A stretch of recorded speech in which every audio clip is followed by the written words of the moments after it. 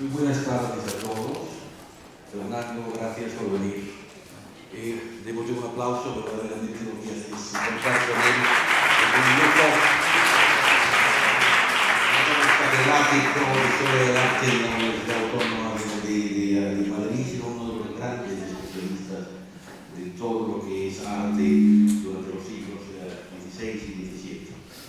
Como yo tengo un cierto mono en estos 15 días que no les he estado hablando, voy a pedir a Fernando que me permita robarle 2 minutos para poder no solo presentar la sesión de esta tarde, sino seguir incidiendo en algo que es lo que me parece lo sustancial, que es el tema de base, el corazón mismo de todas estas sesiones, que es la belleza del mar. A lo largo de toda la historia de las religiones, muchos teólogos han pensado que la alianza dialéctica entre el bien y el mal desempeña un papel importante en la observación objetiva del mundo, en las evidentes contradicciones que encontramos en él y en la justificación de Dios a despecho de la presencia del mal en el mundo. Platón y su gran sucesor Plotino pensaban que es un error pretender que Dios permita lo malo en beneficio de lo bueno, ya que nada puede considerarse bueno si no se corresponde con la idea de la bondad misma. Ambos planteaban, y esto es cierto, el problema de lo bueno y lo bello absolutos, de lo bueno y lo bello sin relación con la maldad y la fealdad. Donde hay comparación, decían, hay medida. Y por lo tanto, no se puede hablar de verdadera existencia. San Agustín, sin embargo, afirma que la función del mal consiste en realzar el bien. Creía que el verdadero significado del universo residía en su capacidad de hacer surgir lo bueno de lo malo. Esa propiedad que tiende a desarrollarse de manera continuada y que sería imposible si el hombre no tuviera la capacidad de pecar. En tal caso, el universo estaría privado de aquel bien que surge del mal, del dolor y del vacío. Es cierto que la historia nos hace ver continuamente cómo en sentido inverso es mucho el mal que surge del bien. Pensemos, aunque solo sea un momento, en las guerras de religión y en tantas buenas ideas que después han producido atroces sufrimientos. Y aquí llegamos, y es sustancial, al problema de la libertad. La pregunta de que por qué Dios permite el mal en el mundo ha sido constante a lo largo de la historia. Es probable que la decisión más difícil que tuvo Dios al abordar la creación fuese determinar si permitía o no la existencia del mal. Le hubiera sido sin duda más sencillo hacer un mundo en donde el mal no existiera, pero esto implicaba necesariamente suprimir la libertad y por tanto era incompatible dar al ser humano la capacidad de elegir y al mismo tiempo el don de no poder pecar. Si los físicos no están en lo cierto al defender que en el universo todo depende, todo ha dependido y dependerá del azar, si es verdad que existe un ser supremo al que llamamos creador, ese sin duda atribuyó una importancia decisiva a la idea de la libertad, ya que de otro modo no se explicaría que hubiese preferido exponer a los hombres al pecado antes que privarles de ella. La libertad implica opción, es lo contrario de inocencia innata, lo contrario también de predestinación. Pero aún en el caso de que el hombre esté hecho a imagen y semejanza de su creador, esto no significa en modo alguno que sea enteramente como él, ya que si así fuera, tendría la cualidad del bien supremo sin mancha alguna, y esa mancha se llama libertad. El arte es siempre el reflejo de las contradicciones y dudas del artista, de sus anhelos y desdichas, de sus luces y sombras. Durante este curso hemos tenido ocasión de comprobarlo. En el caso de Caravaggio, que hoy nos ocupa, podemos ver cómo desde los cuerpos retorcidos de prostitutas y chaperos, de los mendigos de quénticos y golfos lascivos que pinta, es capaz de crear la más excelsa belleza, esa belleza trascendente que nos hace pensar y sentir, pero que sobre todo nos conmueve de forma profunda. Su arte se compone de gozo y dolor, de contradicción y síntesis. Contemplar su pintura es como ver el mundo iluminado por relámpagos y trasciende además el realismo con una teatralidad dramática absoluta. Hoy, lo repito, tenemos la satisfacción de poder tener con nosotros para hablar de todo ello al catedrático Fernando Marías, un especialista máximo, como he dicho, de la pintura del 16 y 17 y fundamentalmente en Caravaggio. Quiero que le demos todos un aplauso para darle la bienvenida. Muchas gracias.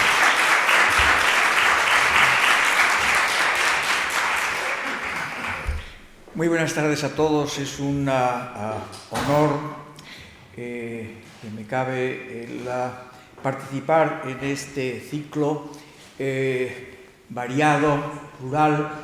Tres asesinos, Caravaggio, Marlowe, Gesualdo. Y por lo tanto debo agradecer muy vivamente tanto a José Guirao como lógicamente a nuestro director Xavier Güell la invitación, aunque no estoy muy seguro de que no sé si conseguimos pasar a la que me compete. No estoy muy seguro que él me lo agradezca, dado que le he tocado el título que desde un lacónico Caravaggio él me había designado, La terribilidad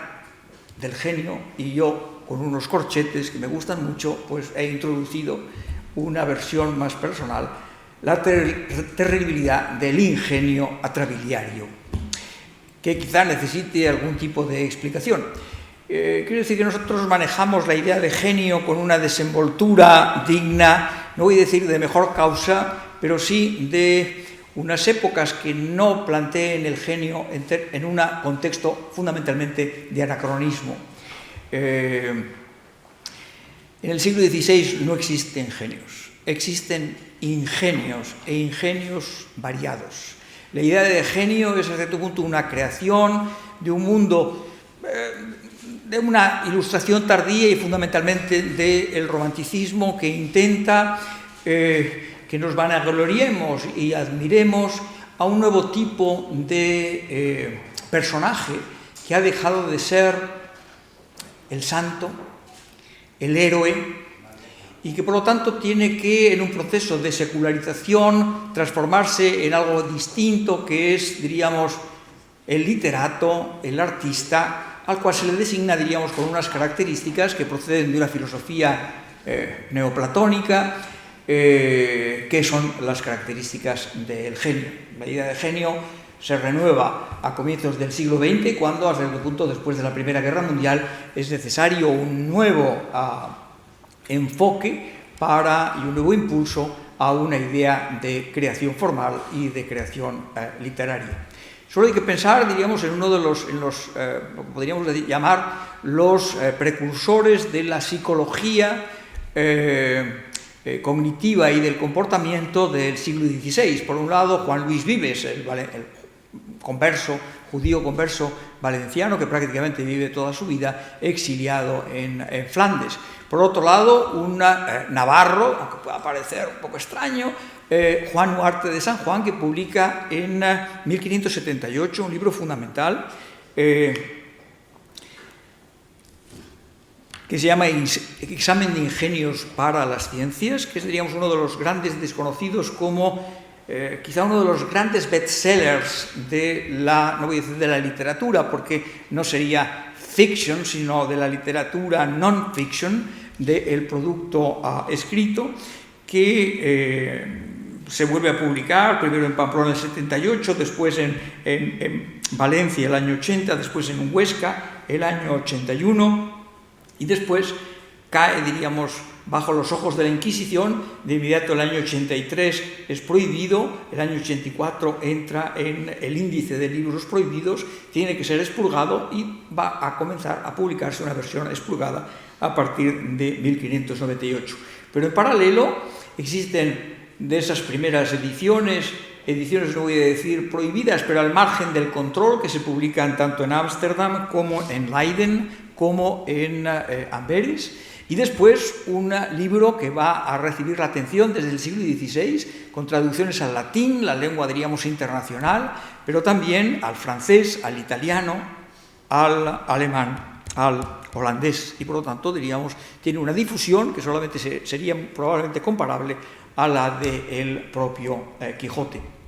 de Cervantes, con todas las traducciones que se desarrollan hasta prácticamente, en este caso de Juan Huarte de San Juan, el siglo XVIII. Y Juan de Huarte de San Juan, mezclando una teoría de los humores con una teoría, evidentemente, de los condicionamientos del lugar donde se ha nacido y donde se vive, pues llega a unas conclusiones que serían la pluralidad de ingenios, que sería, en cierto punto, una posibilidad, diríamos, de un arte combinatoria muy compleja, y que llevaría a que cada uno de los ingenios pues estuviera más adecuado para unas u otras ciencias, para unas u otras artes. Si viene esto a cuenta, hasta cierto punto, por mantener, diríamos, la idea de que Caravaggio tiene un origen, diríamos, humoral, que podríamos denominar el pertenecer a ese grupo de personas en los cuales, según la teoría médica de la época, tenía en su corporalidad un exceso de bilis negra, por lo tanto, de la bilis atra, y por lo tanto se convertía en un personaje fundamentalmente atrabiliario, y todavía, hasta cierto punto, nos utilizamos con cierta asiduidad este término para designar, diríamos, a lo que en otros contextos podríamos llamar pues unos maníaco-depresivos o unos melancólicos, lo cual no quita que tuviera, diríamos, por razones que evidentemente se nos escapan, en parte biográficas, en parte del contexto profesional que se mueve, bueno, pues un comportamiento, diríamos, fundamentalmente, diríamos, de humor sanguíneo, que lo lleva constantemente hacia la polémica, la violencia, la discusión. Las tres imágenes que he colocado en esta primera diapositiva es el retrato que le hace el gran retratista de 1600 en Italia, Ottavio Leoni, con dos imágenes más, aquel que se nos presenta a fin de su vida, de una vida hasta cierto punto corta, se nos presenta 40 años, no llega a 40 años cuando fallece, autorrepresentándose, como podríamos llamar, como un sayón, como un martirizador de Santa Úrsula, y por último a la derecha, luego veremos el cuadro en su conjunto, como una víctima, un cadáver de un mundo bíblico, como cabeza de Goliat, no solamente, diríamos, muerto, sino degollado, cuya cabeza pues ha sido fundamentalmente degollada.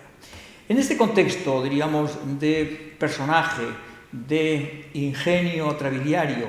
y sanguíneo, nada mejor que la última noticia que nos ha llegado de Caravaggio, entre las que podríamos manejar en los últimos tiempos. Misterio resuelto, la mafia troceó, diríamos, fragmentó y vendió el Caravaggio perdido que se encontraba en la ciudad de Palermo, y que había desaparecido pues, prácticamente en 1959 y no se había vuelto a saber nada de ello. El que la mafia, no sabiendo muy bien qué hacer con ello, pues lo troceara y lo convirtiera en piezas que desaparecen, pues es prácticamente síntoma, diríamos, de casi justicia poética de un personaje que evidentemente pues, se nos mantiene como ficción al reconstruirse desde 2015 en esta capilla de Palermo, la ficción de que tenemos un Caravaggio que realmente no es sino pura y simple ficción. Eso ha dado incluso, diríamos, porque el personaje es un personaje que ha atraído no solamente, evidentemente, a los historiadores, que no somos, que no podemos monopolizar nada y que no tendríamos derecho al monopolio de ninguna temática, y no podemos, diríamos, quejarnos de intrusismo profesional en ningún momento, a que de ese cuadro y de ese hacer, pues incluso un personaje que todos conocemos, Andrea Camilleri, pues lo convirtiera no en la temática de un giallo, dirían los italianos, de una pesquisa a la búsqueda del cuadro en manos de la mafia, que no pone en manos del comisario que todos conocemos, Savio Montalbano, sino con hasta cierto punto una pulsión narcisista en una indagación que realiza, que lleva a cabo el propio escritor Andrea Camilleri. Quiero decir con ello que ese mundo en 1907 puede atraer a un escritor que está acostumbrado fundamentalmente a problemas de mafia, de problemas de violencia, de problemas de delincuencia. Por lo tanto, diríamos, la delincuencia es algo normal en una época como,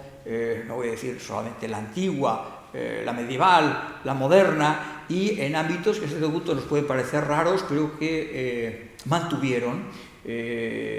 unas capacidades de producir violencia a cierto punto desusadas. Yo me he entretenido, si quieren ustedes, no solamente en recoger los retratos de ese trío de Gesualdo, Marlowe y Caravaggio, sino al mismo tiempo en señalar, diríamos, algunos otros personajes del ámbito literario o artístico que, bueno, tuvieron problemas con la justicia, empezando por Miguel de Cervantes. Miguel de Cervantes estuvo en riesgo de perder la mano derecha antes que la izquierda que pierde en Lepanto, cuando en una fecha que es 1568 agredió a un maestro de obras, arquitecto al servicio, Antonio de Segura, andante en corte, que es herido por Miguel de Cervantes, y en rebeldía, porque ya se ha escapado, pues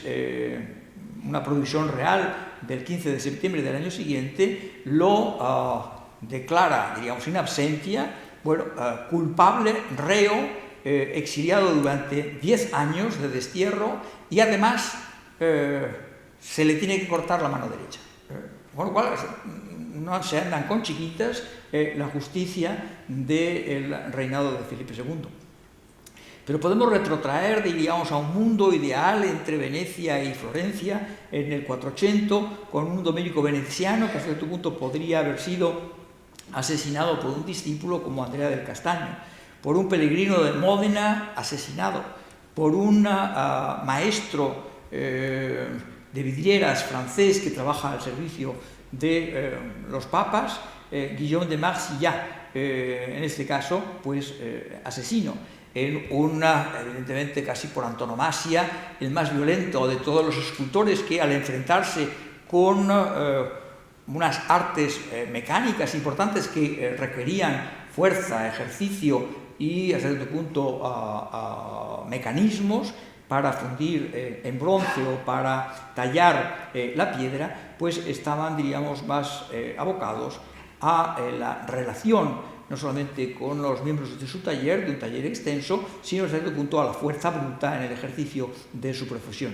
Benvenuto Cellini es acusado en 1521, en 1527, incluso de haber asesinado al condestable de Borbón durante el saqueo de Roma, en 1530 de haber matado a un hermano, en 1534, en 1556 y en 1557, nada menos, una historia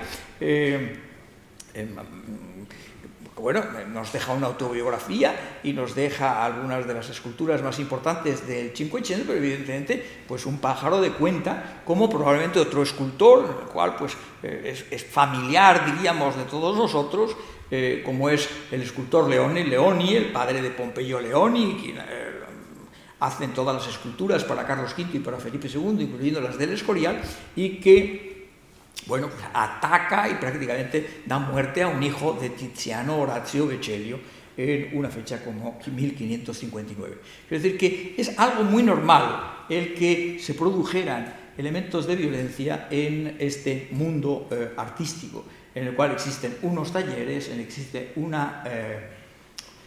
actividad física importante, sobre todo en el ámbito de la escultura. Estas eran algunas de las imágenes. El David y Goliat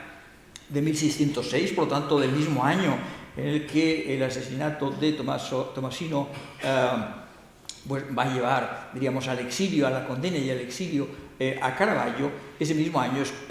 la fecha en que va a pintar ese autorretrato, hasta cierto punto proyectándose en un fragmento de su propio cuerpo para dar la fisonomía al personaje de Goliat. El año 10, pocos meses antes de que Caravaggio fallezca, pues tendríamos precisamente también en este personaje que prende y a cierto punto acompaña a los soldados que están ejecutando y lanzando todas las flechas habidas y por haber, tanto a Santa Úrsula como a las 11.000 vírgenes que la acompañaban, es otro de los elementos que formarían parte de esa pulsión narcisista, por un lado, de incorporar su rostro en algunas de las imágenes como víctima o como verdugo. Y hasta cierto punto sin que haya una relación precisa con los avatares, con los hechos que habían sucedido en la cronología de la vida de Michelangelo Merisi da Caravaggio. Es decir, que hay que, a cierto punto, si buscamos unas ciertas raíces en el mundo de la propia biografía de Caravaggio, pues podríamos encontrar que es un huérfano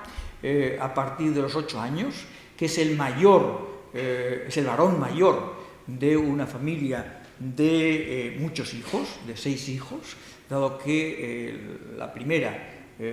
Margarita, es además medio hermana, al parecer, y que tanto el padre, antes de morir, como la madre, pues forman parte, diríamos, de lo que sería la familia, la casa aristocrática del marqués Francesco I Sforza de Caravaggio y su mujer Costanza Colonna. Es decir, que no es una gente que salga ni del lumpen ni del popolo más minuto de la sociedad lombarda milanesa, a pesar de que hubiera nacido en un pequeño pueblo como Caravaggio, pero que es la sede, diríamos, del marquesado de este Sforza y de su mujer Colonna. Si retenemos, diríamos, esos apellidos, evidentemente podríamos retrotraerlos a los Sforza, que han sido grandes duques de Milán, o de los Colonna, príncipes de la Iglesia, y que van a permitirle hasta cierto punto, digamos, salir mucho mejor librado y protegido de estos miembros de una familia aristocrática. Esto es probablemente la muerte del padre trunca, si queremos, la posibilidad de un ascenso dentro de lo que sería el ambiente de una corte milanesa de los marqueses de Caravaggio y tiene que entrar, diríamos, en fecha muy temprana a un taller de un pintor, probablemente Simone Peterzano, con el cual va a comenzar a formarse como artista. El año 92 la madre muere y a cierto punto, pues prácticamente con 20 años, Caravaggio abandona la familia, abandona el norte de Italia, pasa por Venecia para, hasta cierto punto, formarse como pintor colorista y se traslada a una ciudad de Roma, donde el pontificado, van a transcurrir el pontificado de Clemente VIII, del efímerísimo de León X y de Paulo V Borghese hasta su desaparición en 1610. Tiene evidentemente unos contactos juveniles en Roma, desde no solamente un hermano, un sacerdote con el cual no tiene ningún trato a lo largo de toda su vida, pero de un tío cura, siempre hay un tío cura, en mi familia no, pero siempre suele haber un tío cura, un Ludovico Medici, después un grupo de amigos, pintores, que van a acompañarlo, dos sicilianos, Lorenzo Carlo y Mario Miniti de Siracusa, que van a ser también, diríamos, protectores de Caravaggio durante sus estancias en la ciudad de Sicilia. Desde que la idea de Caravaggio como un pintor fundamentalmente violento, pues se apoya en algunas de las imágenes, evidentemente más, diríamos, sanguinolentas, más violentas, y diríamos con unas proyecciones de sangre al ser degollado un personaje del Antiguo Testamento como Holofernes. Evidentemente podríamos encontrar no solamente el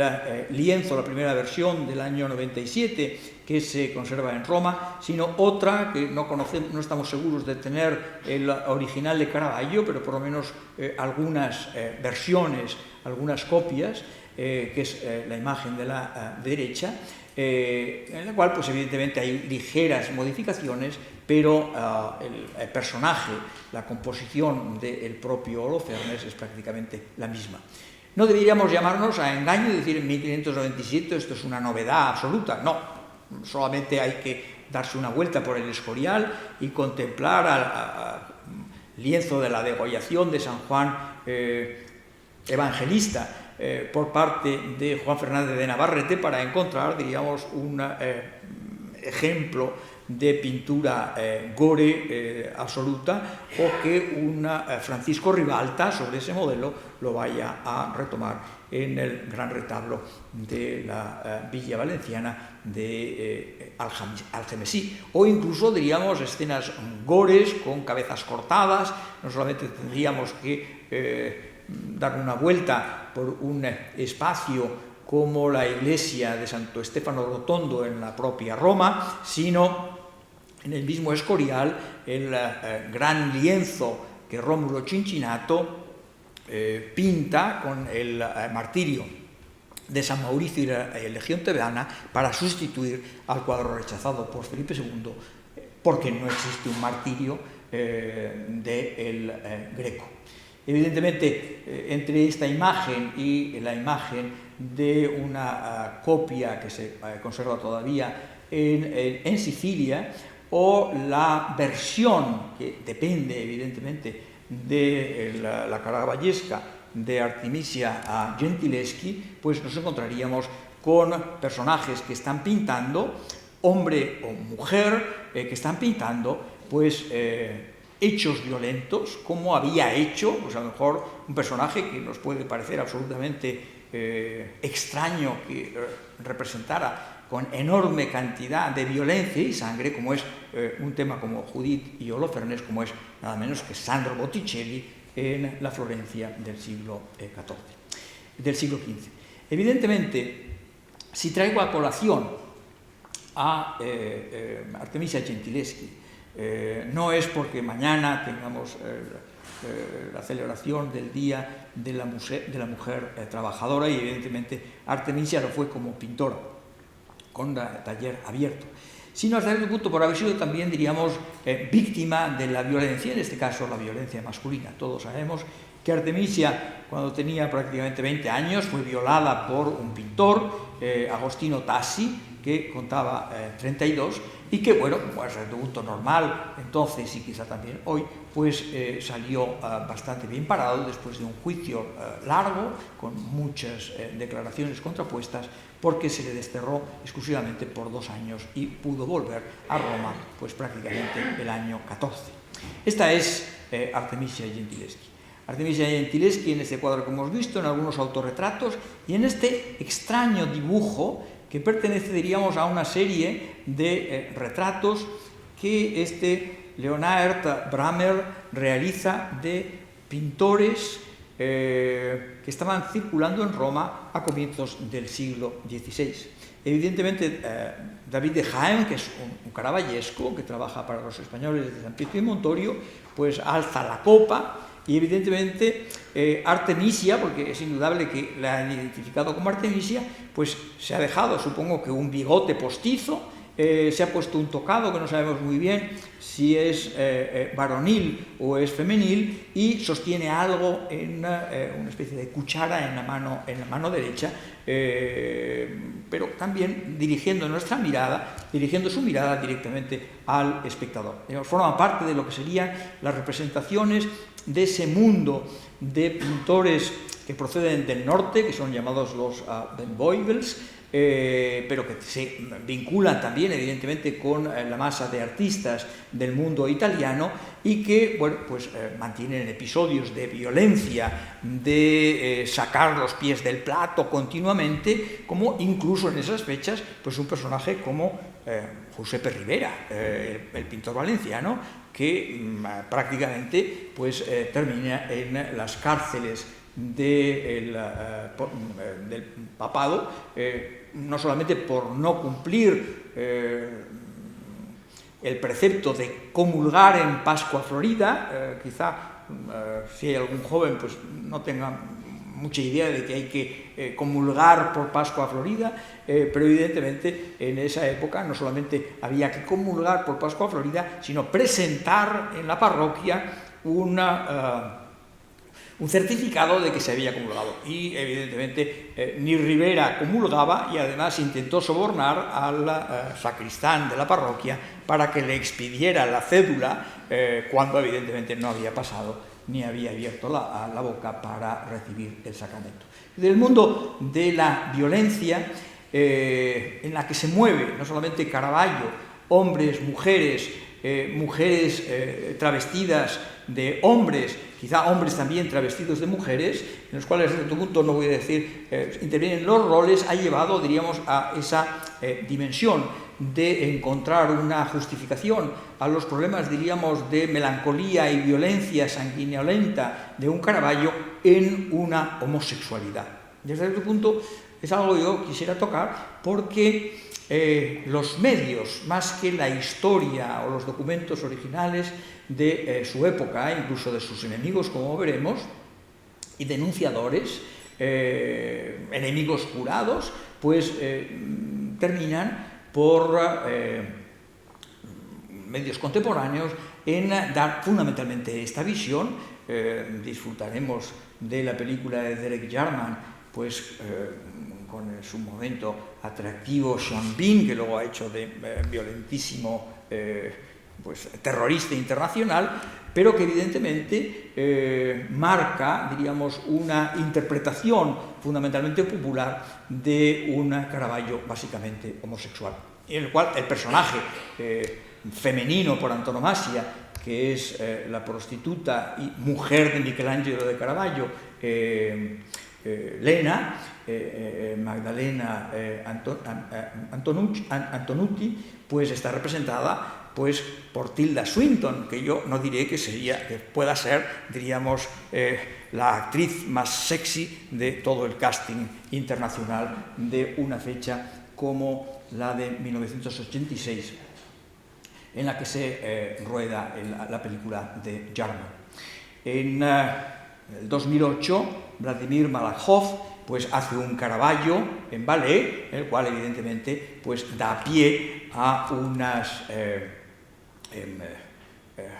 pas de quatre, si queremos, en el cual fundamentalmente brillan por su ausencia las bailarinas con tutú y, sin embargo, el contorsionismo corporal de cuerpos masculinos desnudos es lo que fundamentalmente es el punto básico de este ballet Caravaggio.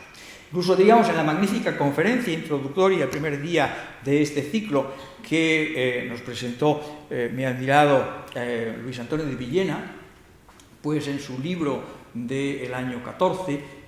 Caravaggio exquisito y violento, digamos, el sesgo es fundamentalmente el de la homosexualidad, aunque evidentemente la elección, quizá no personal, de la portada fuera rodela convexa que formaba parte, diríamos, de la decoración de una panoplia de armas que se realiza para el cardenal Francesco María del Monte y que constituye, diríamos, el retrato petrificante de esa medusa gorgona que es autoderrotada al utilizar ese escudo por parte del héroe Perseo. Incluso diríamos en el ámbito, no solamente el de la literatura, el del cine, el del ballet, sino en el ámbito más estrictamente historiográfico, pues también mi amigo y admirado Eugenio Carmona, catedrático en Málaga, pues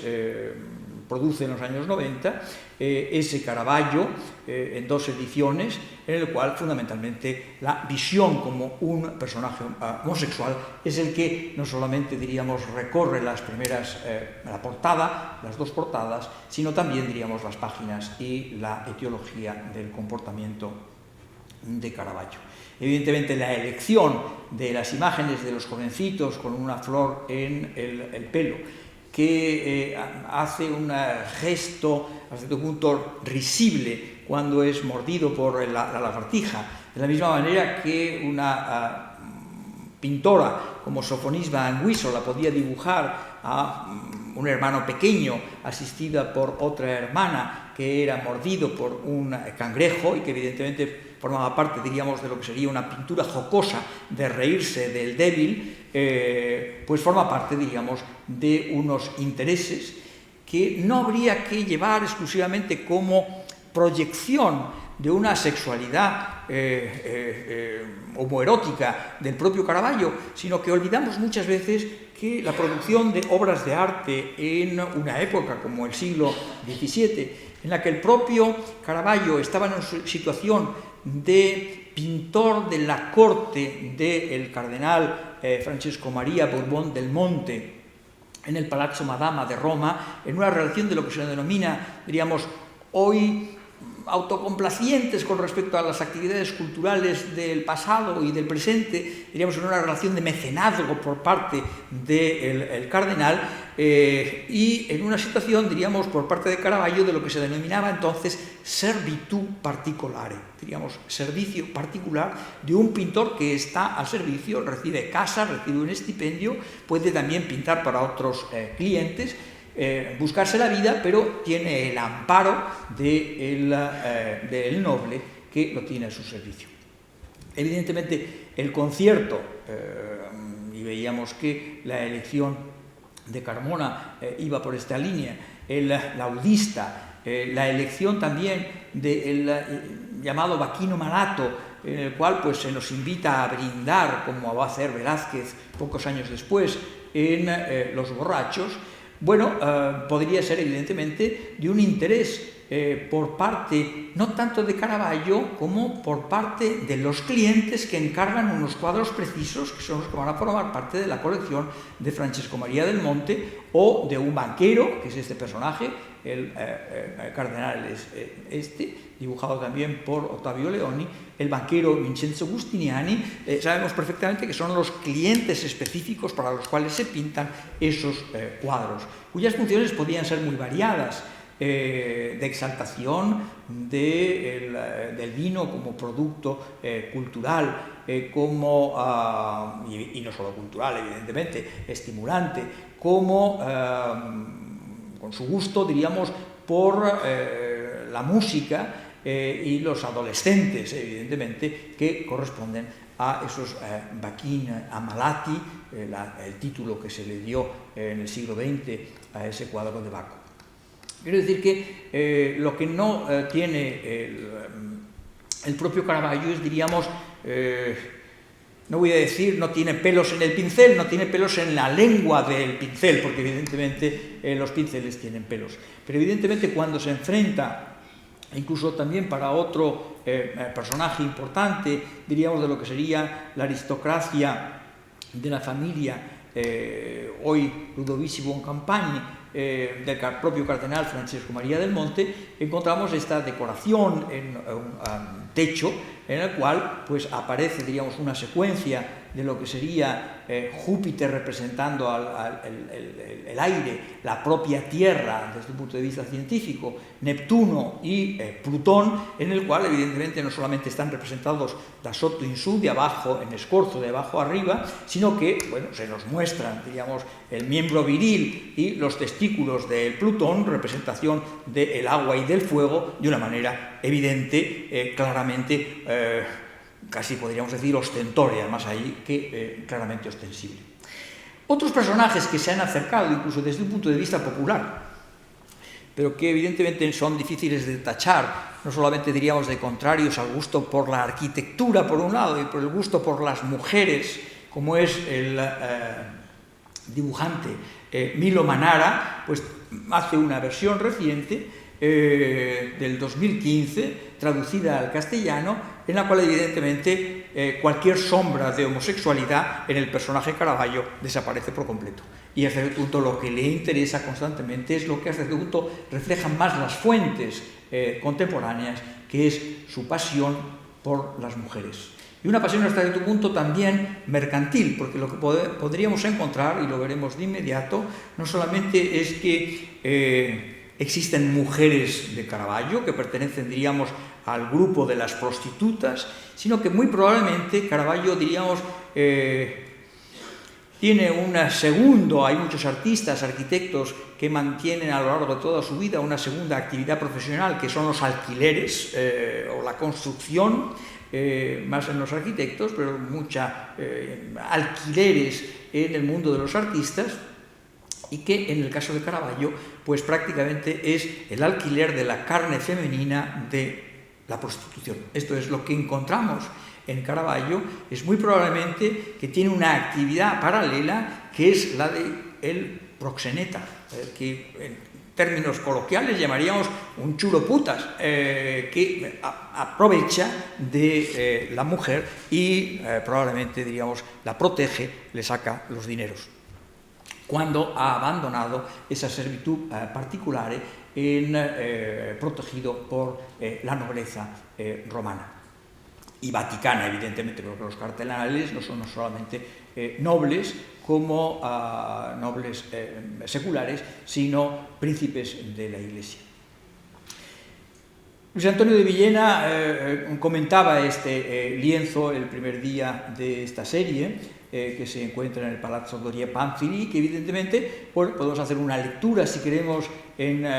términos homoeróticos. Tenemos una variación evidente de una de las personajes, que Aníbal Carracci, diríamos casi una contrafigura de alta cultura, que representa la alta cultura, si Caravaggio representa la baja cultura, la low culture, pero que es un encargo de una importantísimo miembro, diríamos, si se me permite, miembro de la aristocracia romana, doña Olimpia Aldobrandini. Es decir, que y encontramos al mismo tiempo que la figura de la Virgen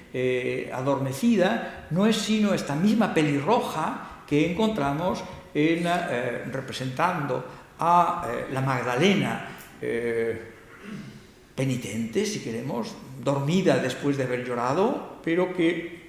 la tradición señaló que no era sino otra prostituta amiga de Caravaggio, y amiga es evidentemente amante de Caravaggio, aunque fuera también, diríamos, prostituida por él, Anna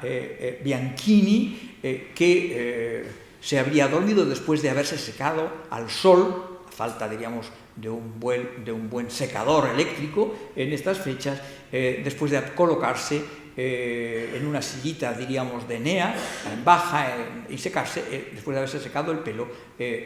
a la luz del sol que entra por una ventana. Y hasta cierto punto es lo que nos marcaría esa presencia femenina constante, en la cual incluso en algunos cuadros desaparecidos pues habría llegado a la representación de un retrato de esta Filide Melandroni, que es otra de las cortesanas del equipo de Caravaggio, que se han visto por parte de algunos historiadores como el modelo de figuras como esta Magdalena o como esta Santa Catalina que aparece en este otro lienzo. Filide, Tela Brunora, Prudenza Zacchia, estarían trabajando para otro chulo que circulan por Piazza Navona, Ranuccio Tomasoni, que es evidentemente el personaje que va a ser muerto en 1606 por parte de Caravaggio. Esto es, da la impresión de que no solamente hay un juego de pelota, hay una... se pinchan los unos a los otros por razones que también van por lo económico, y que es evidentemente la utilización de unos modelos que proceden, diríamos, del ámbito del amor venal de las cortesanas romanas, y no solamente diríamos de las cortesanas venecianas, pues ha llevado a que podamos identificar a muchas de estas representantes de virtudes de Santa Catalina, de esta Ana o de esta Filide, como miembros, diríamos, del equipo de Caravaggio. Tenemos que pensar que al mismo tiempo, si Caravaggio está inaugurando, si queremos, lo que se denomina en estas fechas la pintura icástica, la pintura que no se somete a una transformación idealizadora, artística desde el punto de vista de los propios contemporáneos, sino que acepta tal como es la realidad, no sería muy fácil a un hombre soltero encontrar unas mujeres, diríamos, decentes, que sirvieran como modelos para los personajes religiosos que tienen delante de los ojos, sino que tendrían que estar buscándolas, evidentemente, en unos ámbitos de mujeres en los cuales la indecencia queda absolutamente, diríamos, travestida al incorporarse a una temática sagrada. Ana probablemente vuelve a reaparecer como la figura de esta pelirroja que se nos muestra en la Judith y Holofernes que hemos visto antes. Y evidentemente hay detalles que pueden pensarse a lo mejor como, bueno, producto de una micromachismo personal, pero que yo creo que hay que analizar en su detalle, no solamente, diríamos, el gesto, los ojos, la realidad de lo que sería la ficción de cortarle el cuello a alguien. Evidentemente ni siquiera a Tomasoni, a Ranuccio Tomasoni se le va a degollar, pero sí, diríamos, en unas figuras en las cuales los pezones de Judith están claramente manifestados en un lienzo en el detalle, que probablemente es algo que es producto también de un acto pictórico micromachista por parte de Caravaggio. La figura de Ana o de Filide, con el cual le caen las lágrimas por la mejilla dormida, que ha abandonado, diríamos, en un signo de arrepentimiento, las joyas o los ungüentos, los perfumes, o incluso, diríamos, lo que serían los aceites con los cuales va a tratar los pies o el cadáver de Cristo, y que están vistos, diríamos, con una pulsión cognoscitiva, con un interés por la representación de las sombras lúcidas, de los brillos de las superficies vidriadas, y al mismo tiempo, diríamos, llegando a ejercicios en los cuales se mueven también sus clientes, diríamos, de altísimo grado de aproximación naturalista a problemas de la representación. Cualquiera podría analizar, diríamos, la tensión superficial de un líquido oleoso frente a un líquido como el vino, como el agua, cuya tensión superficial pues no se manifiesta de la misma manera que la pinta Caravaggio en su lienzo. La mala vida de Caravaggio podríamos seguirla con mucho detalle. Es decir, que Caravaggio pues, no sale indemne de sus muchas polémicas, de sus muchas rivalidades, y enseguida pues, pasa por el cuartelillo y queda un funcionario, diríamos, de la policía romana, que deja un testimonio del paso del pintor por por la cárcel, el cuartelillo o por lo menos diríamos el juzgado. Desde el año antes de 1597, pues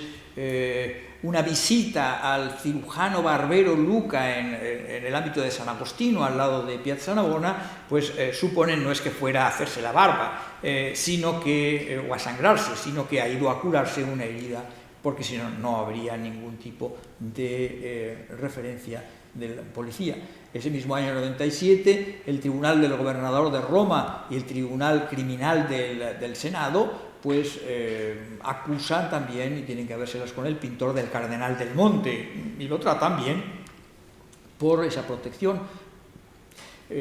Contemporáneamente se nos está señalando que era un melancólico bajo el signo de Saturno, pero que ese mismo año había asaltado a un aprendiz y le había pinchado con un estilete. El año 98, arresto por portar armas. En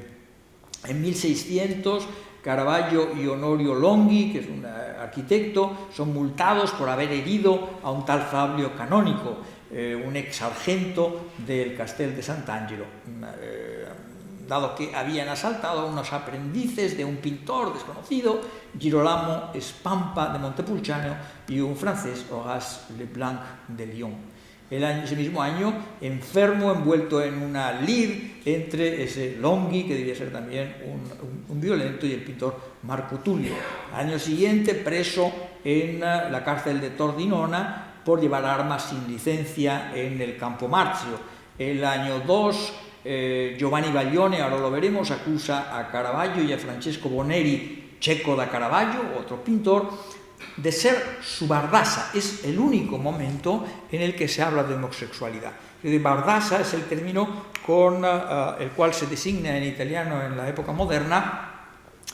diríamos, al pasivo en una relación homosexual, al que toma, no al que da. Y todo el mundo sabe que hay una absoluta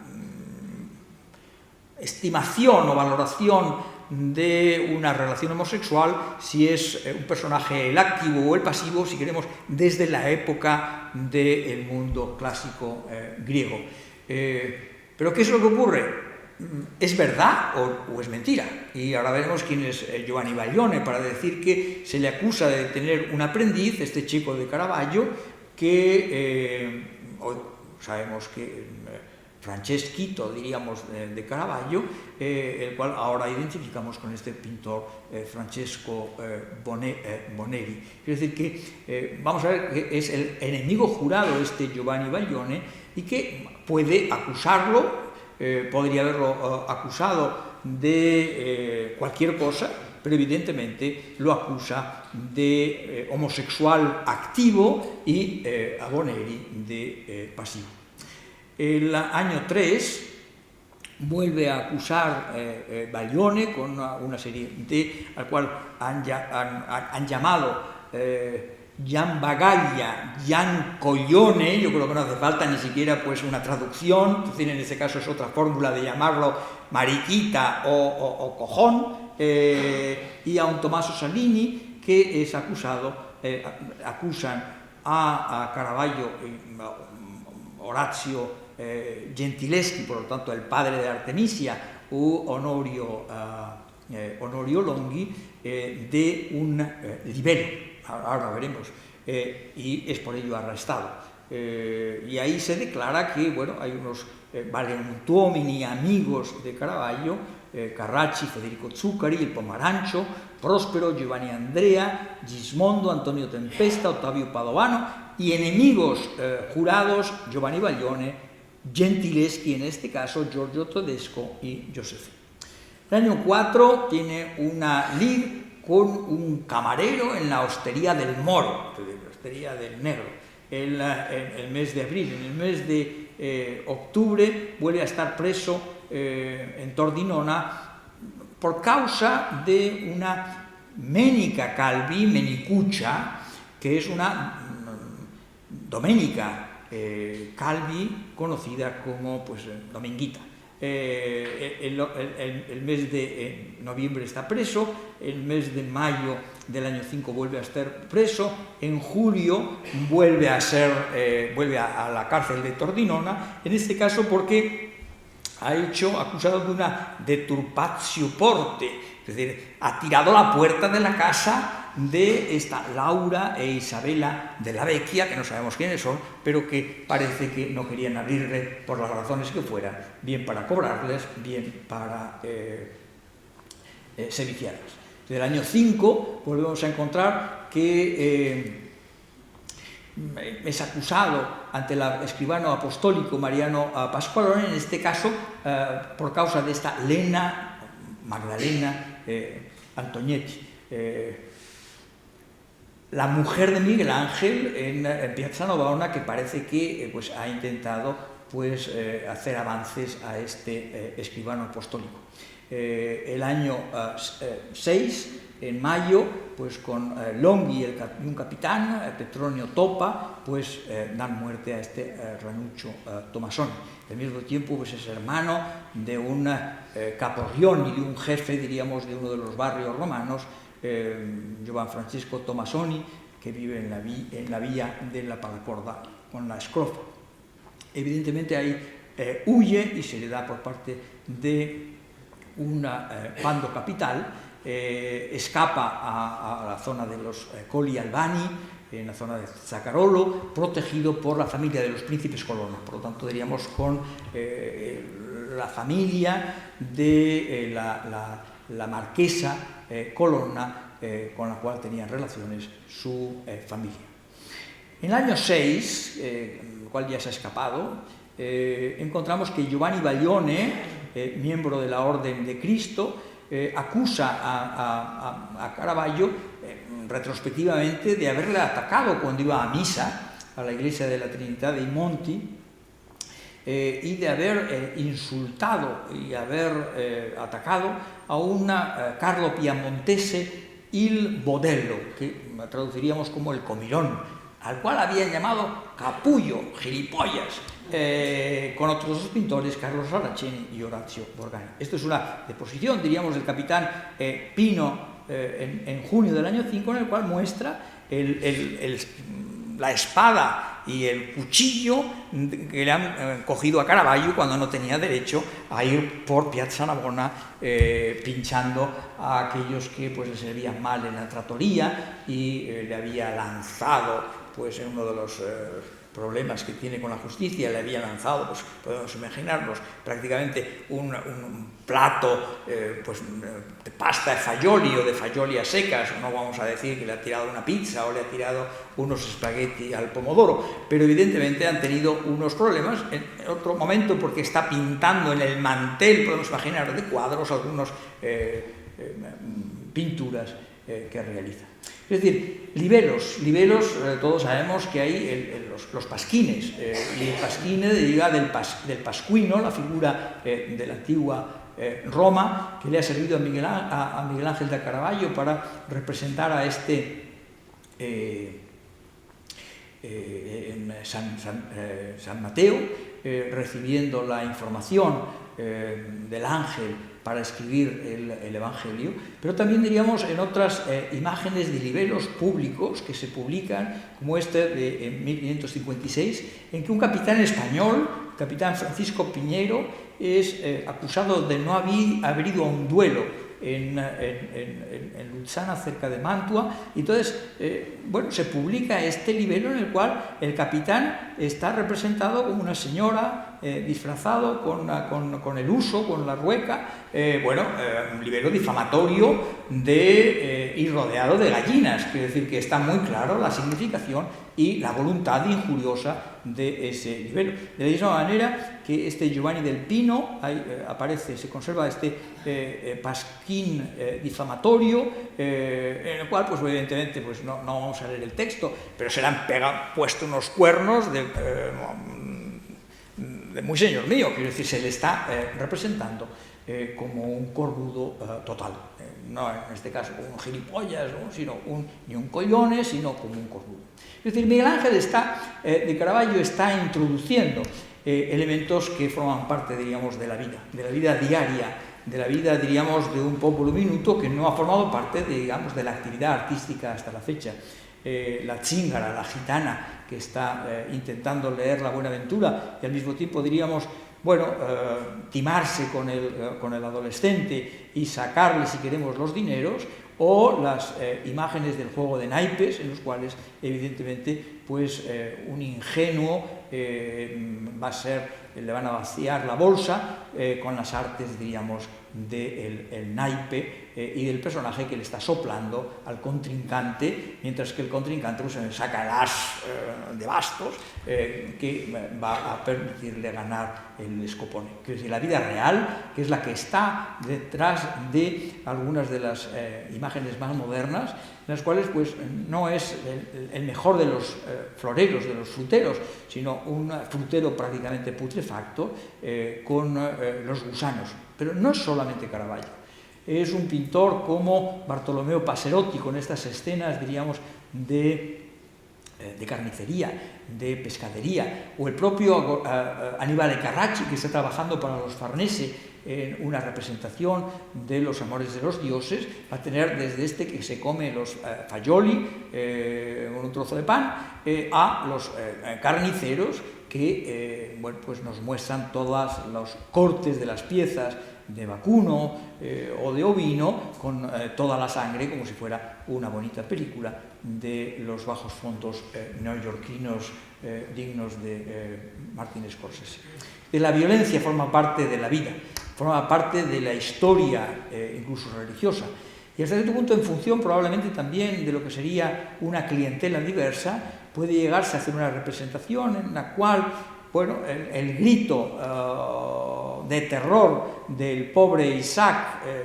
antes de ser acogotado y degollado por su padre, pues es sustituido por otras escenas en las que la misma temática, bueno, pues no hay, diríamos, prácticamente violencia, porque ha aparecido ya el ángel y por lo tanto las cosas han vuelto a su orden. ¿Quién es el acusador constantemente, como hemos visto, Giovanni Baglione? Giovanni Baglione es este pintor un poco mayor que Caravaggio, que realiza algunos cuadros muy importantes, pero que nunca ha sido leído, diríamos, en términos de algo que podría ser también predicado, si quisiéramos, porque este San Sebastián o este Apolo, no sé cómo caracterizar esta Dana tan evidentemente receptiva, pues es evidente que podría muy probablemente pues, predicarse, si no como un homosexual notorio, sí por lo menos con un hombre de una altísima, diríamos, pulsión erótica. Y una pulsión erótica que parece, diríamos, incluso litigar a través de los cuadros. Todos conocemos el Omnia Vincit Amor, el amor lo puede todo, de Caravaggio para Vincenzo, para el banquero Giustiniani, con esa especie de amor un poco, evidentemente, sacado, se habla así, en este caso sí, adolescentes chaperos. Bueno, evidentemente, no sé si chaperos de baja estofa o elegantísimos adolescentes que Baglione va a representar, pues casi vestidos, diríamos, de cueros o de traje festivo, y que intentan azotar, evidentemente, el culo de este amor sacro y amor profano, cuya rostro parece, según algunos historiadores, depender de la fisonomía del propio Caravaggio. Esto es juego de cuadros en los cuales se está intentando censurar al otro artista. Este es Baglione, representado en un grabado por Ottavio Leoni, y el problema es que no solamente se haría libelos que pondría en el Pasquino, al lado de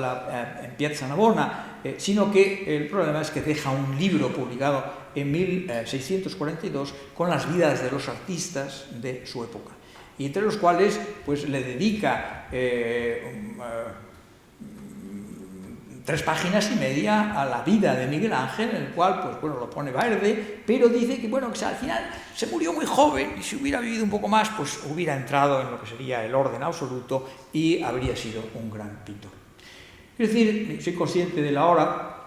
Caravaggio está pintando cuadros en los cuales, evidentemente, la introducción de un elemento fundamentalmente natural, de copia, de retrato, no de imitación, sino de ritrarre, no de imitar, sino de ritrarre, pues forma parte de una visión radicalmente nueva, incluso del hecho religioso, del martirio de San Pedro o de la caída a camino de Damasco de Saulo, después San Pablo. Evidentemente, en algunos momentos de la vida, después de haber salido, diríamos, de Naja, de Roma por la muerte de Ranuccio, pues va a tener unos periodos desde el punto de tranquilidad, fundamentalmente en Nápoles, para que después vuelvan a aparecer los problemas en la isla de Malta. No voy a pasar, pero todo el mundo conoce la isla de Malta, dominada por los caballeros, esa especie de gigantesco puerto militar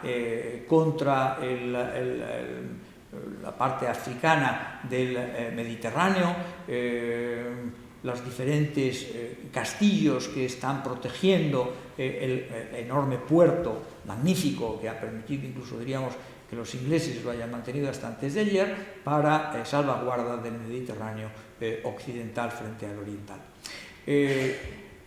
Caravaggio tiene esa pulsión, diríamos, nobiliaria e intenta desde Sicilia, desde Nápoles, pasar a Malta y conseguir un hábito de caballero. Tendríamos un ejemplo casero, muy doméstico en Velázquez, todo lo que hace, mueve aquí y en Roma para conseguir un hábito y por lo tanto diríamos un reconocimiento social que no ha tenido todavía. Sus vínculos con diferentes caballeros, fundamentalmente el gran maestro de la Orden de Malta, Alof de Vignacourt, pero también para otros como este Cupido dormido que pinta para otro caballero, Francesco de Antella, para la propia catedral de San Juan, este magnífico San Jerónimo. Y fundamentalmente el cuadro que Vignacourt le encarga para el gran salón de los novicios, dedicado a San Juan, la degollación de San Juan, San Giovanni de Colato, pero que también funcionaba como tribunal criminal de los caballeros de la orden. Es decir, el personaje va a tener una serie de problemas a la espera de ser nombrado y tras haber recibido el permiso del Papa Paulo V para que reciba un hábito, diríamos, de tercera, no de primera, que son caballeros de justicia, no de segunda, que son caballeros de gracia, sino de tercera clase, digamos, la ínfima, pero bueno, un hábito. Y por lo tanto, digamos, ha tenido problemas con la Inquisición, entre otras cosas por haber estado vinculado a un pintor griego que anda por allí en casa de un caballero, pero que ha sido acusado de bigamia y eso, pues la Inquisición le mete mano y lo puede quemar. Tontería tener dos mujeres. Y evidentemente es nombrado en el mes de julio del año 8 caballero de obediencia. Tendría que haber estado un año en Malta para imponerle el hábito. Pero 4 días después irrumpen en compañía de otro caballero, Fra Giovanni Pietro da Ponte, con 2 novicios y otros 3 personajes, un tumulto entre caballeros y sale herido este Fra Giovanni Rodomonte Roero, conde de la Vezza di Asti, caballero de justicia, diríamos, con un escoplo a rotas. Van con un arcabuz de ruedas y le pegan un tiro y lo dejan mal herido. Evidentemente se abre una investigación, termina con los huesos en la cárcel, pero escapa, probablemente con ayuda interna, de este castillo de Sant'Angelo, donde evidentemente pues está en una celda, donde están los grafitis que conocemos de los prisioneros de las celdas de las uvas, como estas figuras femeninas, o de barcos, y dado que ha escapado, es despojado del hábito in absentia por parte del propio gran maestre Vignacourt, en el momento en que se está inaugurando nada menos que el lienzo que ha pintado de la degollación de San Juan, que es el único que tiene una firma Fra Michelangelo, por lo tanto como fraile de la Orden de Malta, y que además me interesa señalar porque es uno de esos cuadros en los cuales la pulsión religiosa de Caravaggio se manifiesta de una forma evidente. no solamente la cabeza, sino que todo está encima, el cuerpo muerto del precursor está sobre el altar mayor de la capilla de los novicios y el tribunal de justicia, el espacio donde se le quita. De la misma manera que en otros cuadros, cuando vuelve desde Malta, escapado a Sicilia, pues va a realizar este entierro de Santa Lucía, en la cual el subsuelo de la tumba es el altar donde tendría que estar la reliquia. O en Mesina, esa resurrección fantástica de Lázaro, en el cual pues prácticamente el 50% del lienzo no tiene nada, de la misma manera que da la impresión de que tuvo que conocerlo alguna copia Velázquez para realizar esos cuadros en los cuales la realidad visual incorpora algunas zonas que no tienen por qué ser significativas. El último episodio, regresado a Nápoles bajo la protección nuevamente de doña Constanza Colonna, marquesa de Caravaggio, tiene lugar en la hostería del Cerrillo, en Santa María la Nuova de Nápoles, en el octubre del año 9. Es sfregiato, lo dejan como a Al Capone, diríamos, herido, rajado, probablemente en la carta. Pero al mismo tiempo, gracias a la intervención del cardenal Ferdinando Gonzaga, ha conseguido de Pablo V un perdón y por lo tanto puede volver a Roma y va a meterse en una faluca, en una barquichuela, para cruzar desde Nápoles y terminar, diríamos, dirigiéndose, no se sabe muy bien, sino si a un presidio español en Palo, cerca de Roma, o a Porto Ercole, donde pues, muere aquejado, entre otras cosas, de la herida y probablemente de la malaria que se le ha producido, quizá en Nápoles, quizá ya en la costa, en los días que está a la espera de entrar en Roma. ¿Cuál es el otro gran delito para sus contemporáneos? ¿A qué asesina, a qué mata Caravaggio? Y con esto, diríamos, acabo. Pues mata el arte, mata la pintura. Es decir, eso se ha habido análisis desde la muerte del artista a la deconstrucción de lo que sería toda una intervención historiográfica desde Ronald Barthes, Michel Foucault a Derrida y sobre todo a Louis Marin, que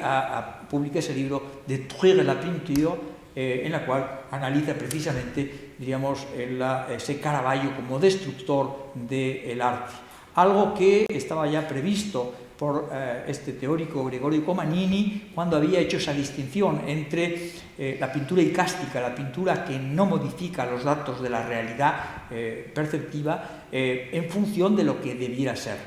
Esto es, cuando nosotros encontramos un lienzo como este en el que Santo Tomás mete el dedo en la llaga de Cristo, bueno, no debiera ser así, debiera haber tenido más respeto, aunque la literalidad del texto evangélico nos señala que Cristo le hizo meter el dedo en la llaga. Pero parece inconveniente, parece indecoroso. Y eso es lo que hasta cierto punto hace en esa destrucción, diríamos, de la pintura, de la alta pintura, Caravaggio. Aceptar la realidad como es. Aceptar cómo podría haber sido, no cómo debiera haber sido. Esto es, podría haber sido que los apóstoles fueran unos pescadores y por lo tanto unos pescadores que están trabajando y tienen los pies sucios y son unos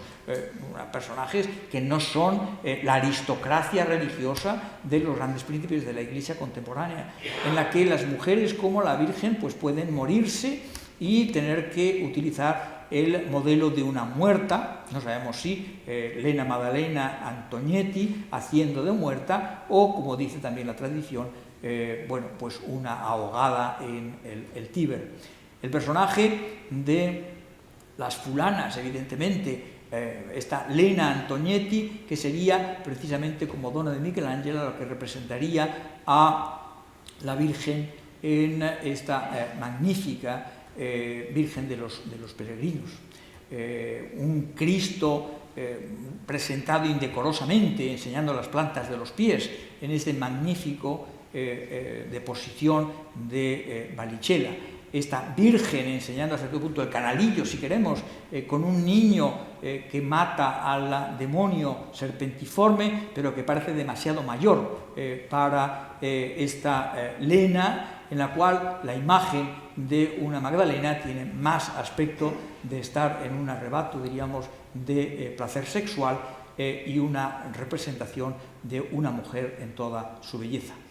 Incluso los pies, que se han señalado siempre, los pies sucios de los peregrinos, los pies sucios de los menesterosos, pero también, permítanme que les llame la atención sobre estos pies de esa Virgen de Loreto. Entrecruzando, como si a cierto punto hubiera tenido un problema, si queremos, de fetichismo y hubiera encontrado que la colocación de unos pies entrecruzados, apoyándose sobre los dedos del pie derecho colocado en el lado opuesto, también podría ser un motivo tomado de la realidad de la composición de una mujer en el quicio de una puerta, y a todos nos vienen, diríamos, los versos del quicio de la Mancebilla, como alguien que tiene ojos para la realidad femenina, para la realidad masculina, para la alta nobleza de la Iglesia o de la Orden de Malta que retrata, o para la baja, diríamos, realidad que se incorpora a la pintura. El decoro no importa, pero eso permite, diríamos, que el hecho religioso se aproxime a nosotros y que tengamos, diríamos, la belleza de la realidad elevada, diríamos, a lo que sería la máxima categoría de la pintura, destruida parcialmente y enriquecida de una manera radical por parte de Caravaggio, que sería la realidad en la pintura religiosa. Muchas gracias.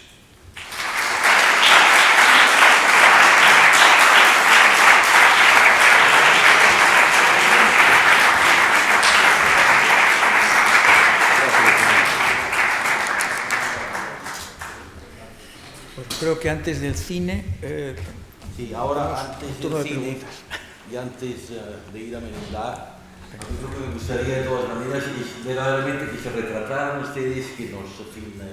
dijeran también, además de preguntar a Fernando lo que quieran, qué es lo que sienten al contemplar una pintura de Caravaggio, cuál ha sido su experiencia estética y emocional con él, y me encantaría, verdad, que pudiéramos tener un debate, no solo preguntando, sino expresando sus emociones y sus inquietudes al encuentro de la pintura de Caravaggio. ¿Quién se anima primero? Más valiente. A ver. Hablamos mientras se lo piensan. Mientras se lo piensan, de todas maneras. En fin, a mí me gustaría olvidarme del Fernando que sabe tanto. Me gustaría olvidarme, ¿verdad?, del catedrático magistral que nos ha hecho una espléndida exposición, y que me hablaras también de la emoción, es decir, lo que estaba preguntando antes. Cuando tú, mucho antes de dedicarte a la historia del arte, ves por primera vez la pintura de Caravaggio, primero me interesaría saber qué pinturas viste de Caravaggio por primera vez, y cuál fue ese mundo, ¿verdad?, es decir, que te suscitó y que verdaderamente te condicionó hasta el punto de dedicar tu vida profesional posterior a él. Bueno, no estoy muy seguro que yo tuviera una caída camino de Damasco con Caravaggio. Evidentemente, yo disfruté desde muy joven la posibilidad de ir a Roma y la capilla Contarelli, dicho a la italiana, de San Luigi dei Francesi, o la capilla Cerasi de Santa María del Popolo, es algo que por dimensiones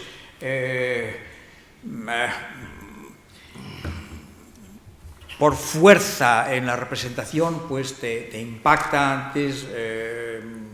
que otras muchas cosas que diríamos que tendrían un carácter más secular, y yo no soy creyente, por lo tanto diríamos, pero soy consciente de la fuerza que puede tener para un creyente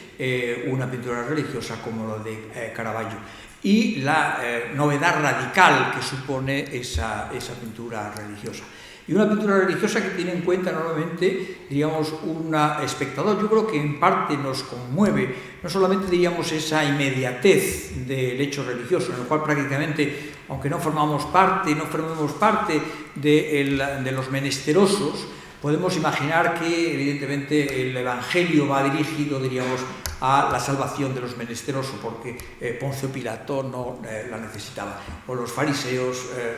los sumos sacerdotes y los miembros del Sanedrín no necesitaban esa salvación, sino que es, diríamos, al esproveduto, al menesteroso, y podemos ponernos en el lugar, diríamos, de Caravaggio, considerando que el destinatario, diríamos, de un mensaje evangélico es precisamente el desheredado. Y un desheredado al mismo tiempo que es implicado, aunque muchos de los lienzos sean encargos para capillas, lienzos religiosos, por parte de estos príncipes de la Iglesia o por parte de creyentes con un poderío económico, evidentemente, para encargar a Caravaggio una obra de importancia. Es la conciencia de que hay que captar al espectador, que hay que enganchar al espectador, que hay que conmoverlo porque tiene una relación íntima, no solamente la representación de la realidad, sino los personajes, la gesticulación, el lenguaje corporal, lo que hoy diríamos con un anglicismo, pues el body language, ¿no? Cuadros finales, ¿no? como el maravilloso, desde mi punto de vista, lienzo de... no sé dónde anda ahora, de la resurrección de Lázaro, ¿no? En el cual los gestos del forzar el levantamiento, la resurrección de Lázaro, vinculado fundamentalmente con la mano izquierda, con el suelo del que están sacándolo prácticamente de la tumba, bueno, tiene una retórica, diríamos, del gesto que nos conmueve, evidentemente. Y al mismo tiempo, diríamos, esa conexión con el espectador, con el lugar donde se colocan los cuadros, con la realidad de que podamos pensar que estamos delante, no de una ficción, diríamos, sino de una realidad, casi diríamos con esa capacidad de sugestión. Si pensamos que la tumba es el altar donde habría la reliquia de Lázaro, la reliquia de San Juan Bautista en la capilla de los novicios de La Valeta, la reliquia de Santa Lucía muerta en la capilla de Santa Lucía. Yo creo que eso a lo mejor nosotros lo hemos perdido porque hemos muchas veces descontextualizado la pintura con respecto a las funciones originales y los espacios de exposición original, y los vemos, bueno, en un museo de una frialdad radical y de una descontextualización funcional y topográfica absoluta. Pero yo creo que la gente en ese momento estaba reconstruyendo y estaba sintiendo y leyendo el altar donde había unas reliquias como esa plataforma en la cual se desarrollaba la escena figurativa que Caravaggio había pintado. Yo creo que son esos elementos de fuerza. Yo veo secundariamente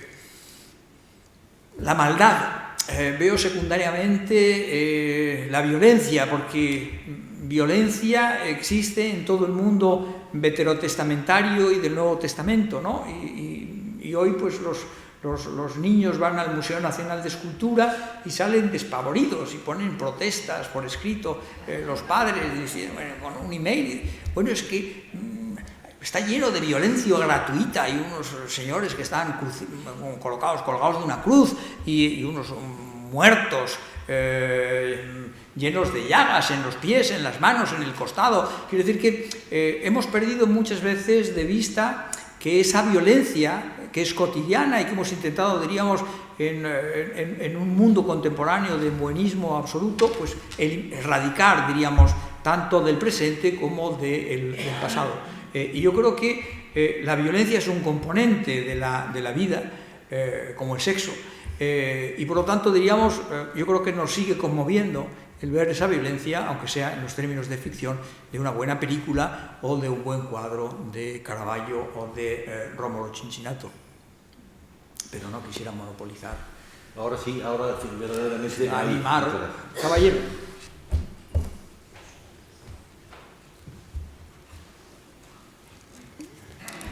A mí me gustaría que Fernando profundizase un poco más en el concepto de Caravaggio como destructor de la pintura.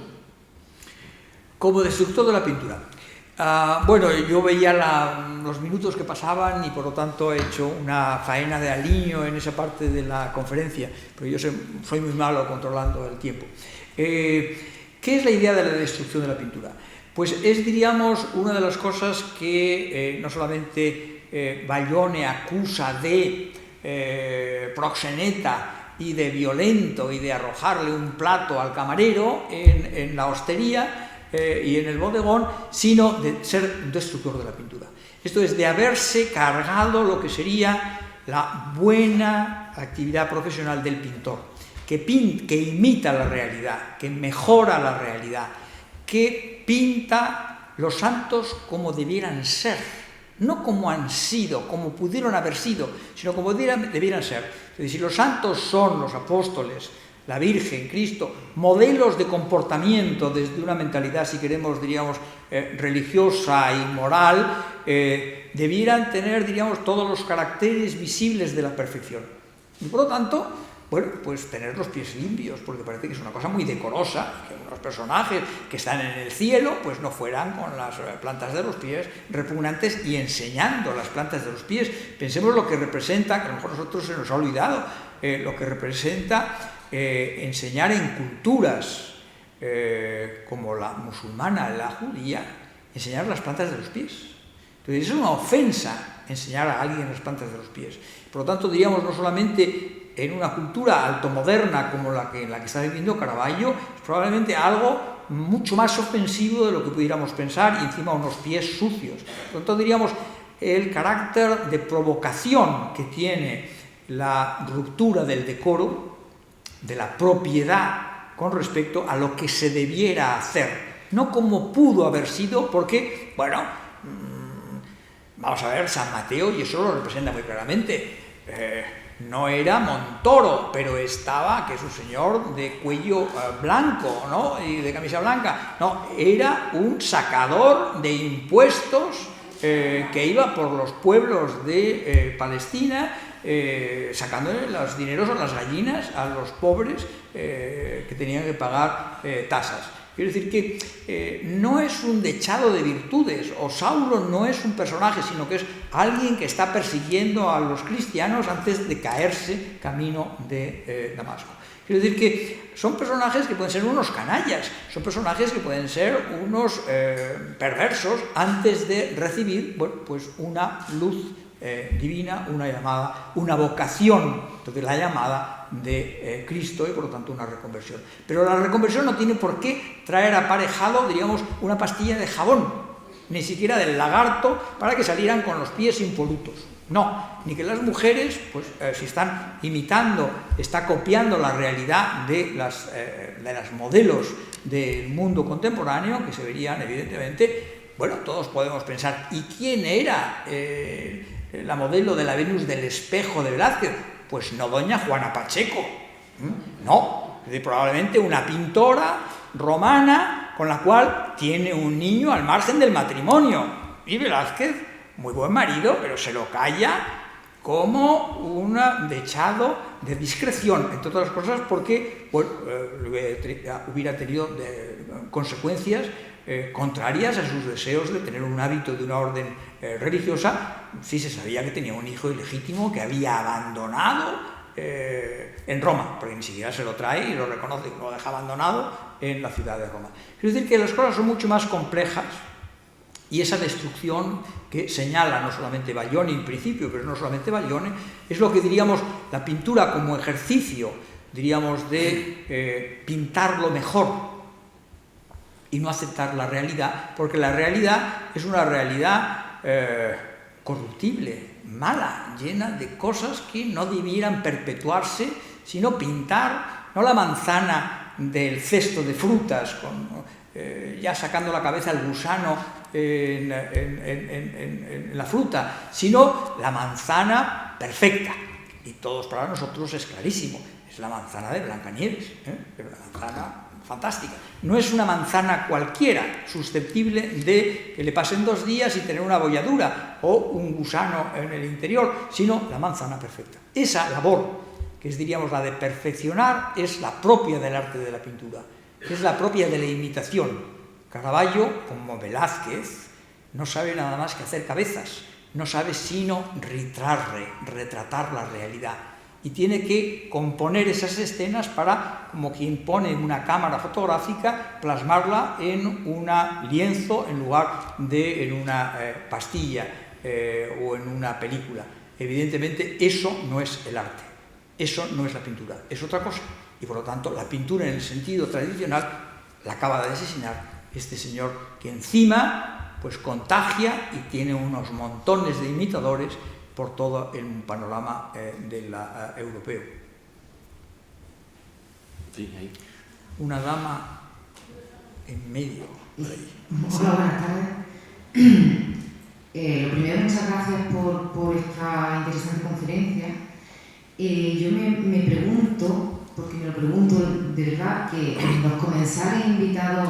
en estas sesiones se ha citado a muchos y han estado muchos, pero me falta uno que quizá esté implícito, pero no se le ha citado, que es Aristóteles. Y esa idea de el terror por lo semejante y piedad por el que no merece su destino. Quizá la violencia que tanto Caravaggio como Marlowe, como Shakespeare, como Gesualdo representan, quizá esté intentando conmover, como ha dicho creo que muy justamente también el profesor.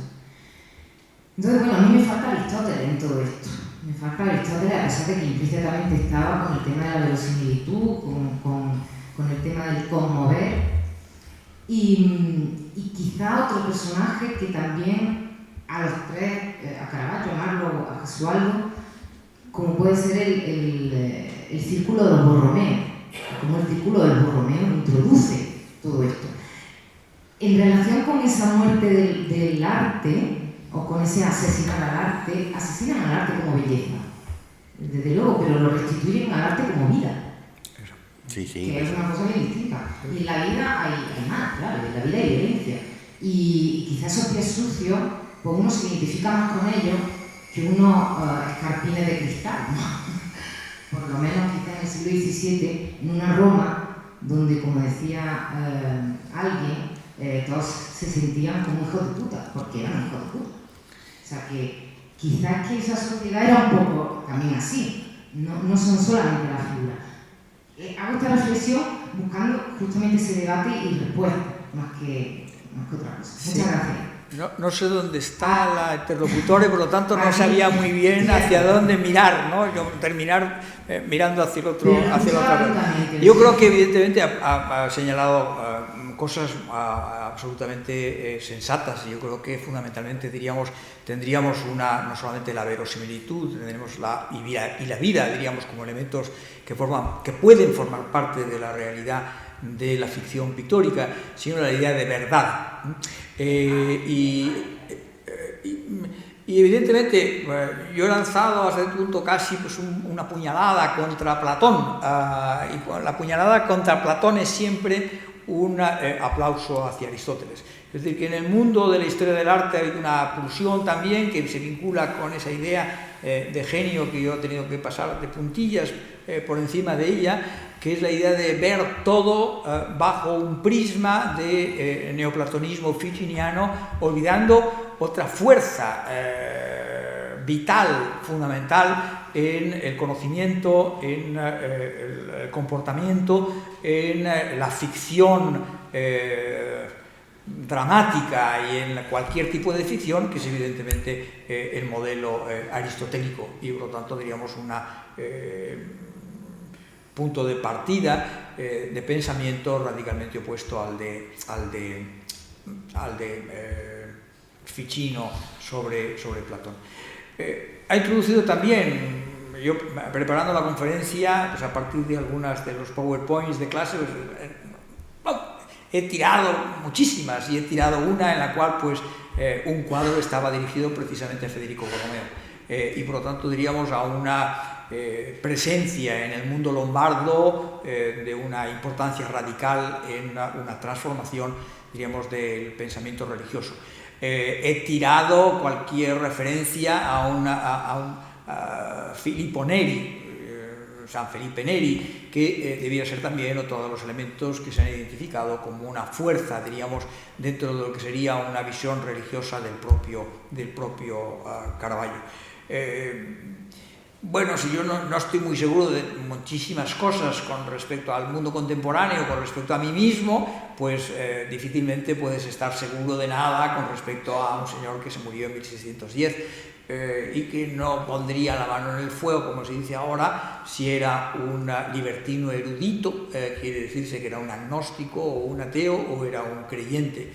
Y podría ser las dos cosas y ser un personaje fundamentalmente contradictorio. Bueno, no sabemos mucho sobre, digamos, la religiosidad del personaje. Evidentemente el comportamiento pues no parecía que estuviera, a lo mejor iba a comulgar por Pascua Florida todas las primaveras, pero evidentemente el comportamiento no era de comunión ni de Pascua anual ni diaria, ¿no? Quiero decir que no sabemos, a lo mejor luego tenía unas devociones porque la capacidad de conmovernos a través de sus creaciones de ficción desde un punto de vista religioso al creyente o desde un punto de vista, diríamos, de comportamiento humano,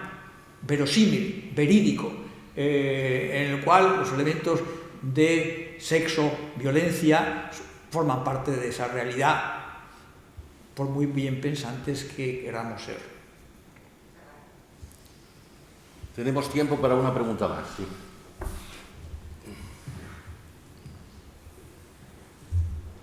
Bueno, pues yo lo que quería era, de alguna manera, situar la pintura de Caravaggio en el contexto de la Contrarreforma, si es posible, o sea, si hay, digamos, una relación entre lo que Caravaggio pinta y este realismo que significa en ese momento la muerte de la pintura con el programa iconográfico de la Contrarreforma. Bueno, evidentemente la Contrarreforma, que es un término que cada vez abandonamos más por el del confesionalismo católico y en países mediterráneos, fundamentalmente como Italia y España, tiene una componente de intentar que en la oración y fundamentalmente en la meditación del fiel se aproxime cada vez más a lo que sería la realidad de los hechos tal como debieron haber ocurrido, ¿no? Por lo tanto, diríamos, yo no voy a recurrir al tópico, porque yo creo que es fundamentalmente falso, de los ejercicios espirituales de San Ignacio de Loyola. Y ahora abriré unos corchetes y meteré una información que yo creo que no tenemos. Pero hay muchos personajes y fundamentalmente otro de los grandes, diríamos, bestsellers internacionales que produce la España del siglo XVI, que es Fray Luis de Granada, y no solamente diríamos de Fray Luis de León, y para nada Santa Teresa o para nada San Juan de la Cruz, hasta el siglo XVII, que insiste enormemente, diríamos, en la capacidad de emplear una imagen o emplear por lo menos las imágenes fundamentales que nosotros poseemos sin necesidad de recurrir a un lienzo, que son las imágenes mentales, que no son las que nos ha puesto Dios o el daimon o Platón en el momento de nuestra concepción o en el momento de nuestro nacimiento, sino que proceden nihil est in intellectu quod non prius fuerit in sensu, pseudo Aristóteles, algo que nos hemos alimentado de ello y por lo tanto tenemos la capacidad de revivir y de imaginar internamente unas escenas. Esa idea es la que está presidiendo aproximarnos al hecho de cosas tal como debieron haber sido si han sido visibles, y al mismo tiempo de cosas invisibles. Quiero decir que la idea de pensar en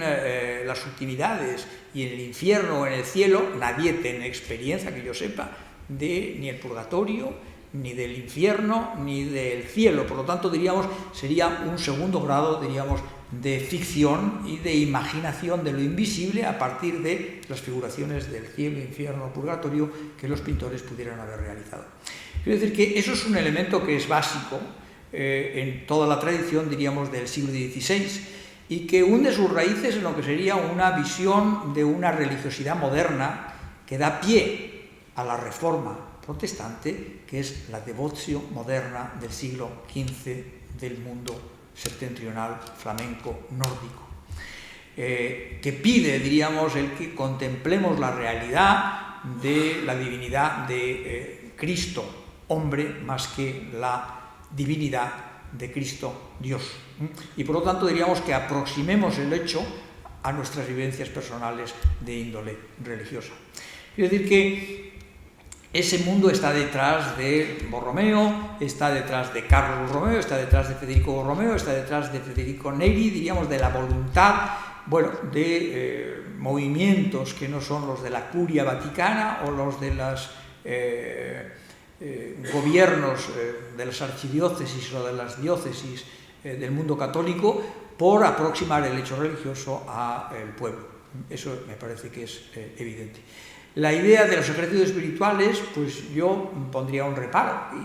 y a cierto punto pues son esos tópicos historiográficos que circulan, como el otro que a mí me pone de los nervios, que es el que una imagen vale más que 1000 palabras. Mentira cochina, nadie entiende una imagen si no es acompañada por las palabras, y por lo tanto las imágenes no son la Biblia de los iletrados. El tema de San Ignacio de Loyola es que hubo una edición romana a mediados del siglo XVI y no se volvió a publicar hasta Roma en castellano a comienzos del siglo XVII. Y prácticamente los ejercicios espirituales no son leídos en castellano hasta después de que es convertido en santo. Y por lo tanto todas las suspicacias con respecto a San Ignacio, los mal llamados teatinos, que eran los jesuitas en el siglo XVI, desaparecen con la beatificación en 1622. Por lo tanto hay que esperar, incluso muerto Caravaggio, para que alguien estuviera leyendo los ejercicios espirituales de San Ignacio de Loyola. No sé si he respondido a su pregunta. Yo creo que sí, ¿no? Yo creo que sí. Si no vamos a tomar el café. Yo siento una barbaridad que no tengamos nunca tiempo, porque lo que sí que me hubiera encantado es debatir en un tema que no estoy de acuerdo con lo que habías dicho, con lo que tampoco ha dicho Fernando, es decir, que hay una tal grande distancia entre Platón y Aristóteles. Yo creo que son muchísimo más próximos y cercanos de lo que efectivamente se dice. Lo que pasa es que efectivamente tendría que tener tiempo para defenderlo y pelearme con todos vosotros. En fin, el problema es que a lo mejor están para ti muy próximos, pero en el siglo XVI se batían a sable los aristotélicos contra los neoplatónicos. Eso lo conozco porque de todas maneras se ha hecho un intento absolutamente de separarlos desde muy al principio. Pero es un tema de discusión en todo caso apasionante que tendremos que abordar en otro momento. Muchísimas gracias, Fernando, y ahora nos vamos a tomar algo y después vemos la película, ¿verdad? Es decir,